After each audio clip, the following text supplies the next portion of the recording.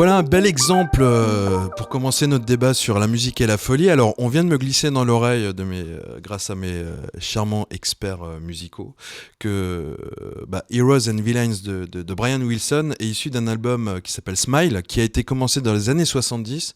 Ils ont mis plus de 20 ans à le finir pour cause de folie du leader du groupe. Donc c'est même pas 20 ans, c'est 27 ans. Hein. Donc commencer un premier titre dans les années 70 pour le finir 27 ans plus tard, c'est raison. Vous me disiez la folie, des problèmes psychologiques, comment ça s'est passé? Vous avez un peu plus d'infos? Ah oui, ce pauvre Brian Wilson a été profondément traumatisé par son père, donc, qui était au départ le manager des Beach Boys et qui l'a rendu complètement fou, puisque c'était Wilson, Brian, le compositeur et l'auteur de toutes les chansons du groupe. Hein, il y avait deux frangins, leur cousin et le fils du voisin. Mmh.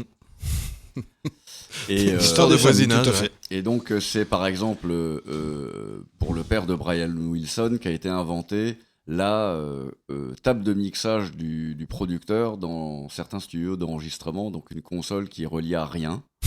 Mais parce qu'à l'époque, au milieu, fin des années 60, on enregistrait beaucoup la musique en live. Il n'y avait pas de réenregistrement de parties par-dessus.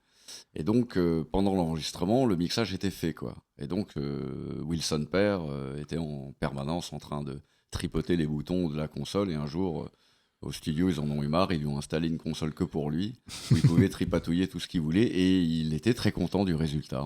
Tout à fait. Oui. Voilà. Et c'était un mec assez violent même. Et Brian Wilson, qui était quelqu'un d'assez fragile, il a complètement explosé, quoi. Il s'est sauvé en Europe et depuis une trentaine d'années, il vit à Stuttgart. Ok, bel exemple, oui. Pour la petite histoire, Brian Wilson, qui est quand même un génie de la composition pop, réécouter Pet Sounds ou quelques autres albums des Beach Boys, c'est un mec qui était sourd d'une oreille et qui entendait le son qu'en mono, pas en stéréo. Comme quoi, pour le mixage, pouvait partir avec des handicaps et faire de la grande musique. Oui.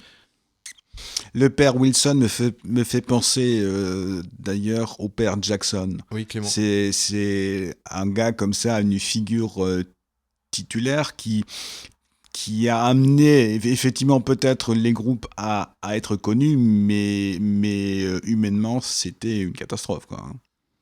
C'est-à-dire que le père Wilson s'est projeté dans ses enfants et attention à ce que tu dis. Le père Jackson aussi. Hein. Et il leur a fait vivre ce que lui aurait bien voulu vivre, puisque c'était un musicien dit raté, un musicien qui n'a pas réussi. La différence avec le père Jackson, c'est que le Wilson père était quand même quelques crans en dessous en termes de violence, et notamment de violence sexuelle, quoi. C'était pas le propos. Il était juste acharné à la réussite de ses enfants pour que lui puisse réussir dans l'industrie de la musique.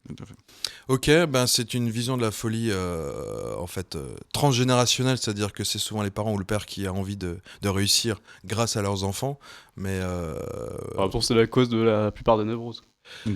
Effectivement, mais est-ce que c'est ce qui va donner le goût créatif? Cette folie, messieurs, dont on parle, est-ce que c'est à lâcher prise? Est-ce que c'est vraiment une psychologie particulière, ou comment ça se fait que des rockstars puissent devenir fous à cause de la musique ou deviennent musiciens parce qu'ils sont fous? Je pense que pour faire un acte créateur et artistique, il faut déjà être un peu fou, parce qu'il y a cette idée de se dévoiler, de sortir quelque chose de soi. Pour moi, la folie, c'est déjà quelque chose qui est un peu inhérent, avec des différences de degrés à la création. Pas faux. Ouais, je suis assez d'accord avec ça, tout à fait. Oui, nous dit l'admirable Nelson. Oui, je confirme. Peut-être qu'il faut être fou pour se mettre tellement à nu et proposer des choses créatives sans savoir comment va être perçu ce qu'on est en train de faire. Je sais pas si c'est une folie furieuse ou une folie douce. Et il y a un dosage dans la folie aussi, parce que la folie au plus haut degré, la folie vraiment pathologique peut paralyser. Et notamment peut paralyser l'acte créateur, puisqu'on en a parlé avec Brian Wilson. Pourquoi 27 années de silence ? Parce qu'il était à ce moment-là tellement pathologiquement dérangé qu'il était devenu incapable de composer. Et d'ailleurs, j'y reviendrai dans ma chronique, lorsque la folie l'emporte, les compositeurs, en général, se murent dans le silence. Oui, là je pense effectivement également à Syd Barrett qui est parti, enfin qui a quitté Pink Floyd parce que de toute façon il pouvait plus rien faire. Je pense aussi à Peter Green qui était le membre fondateur de Fleetwood Mac à l'époque où il faisait du blues pendant des années et des années. Il a disparu de la circulation parce qu'il était totalement malade. Eh ben, voici un extrait de Syd Barrett.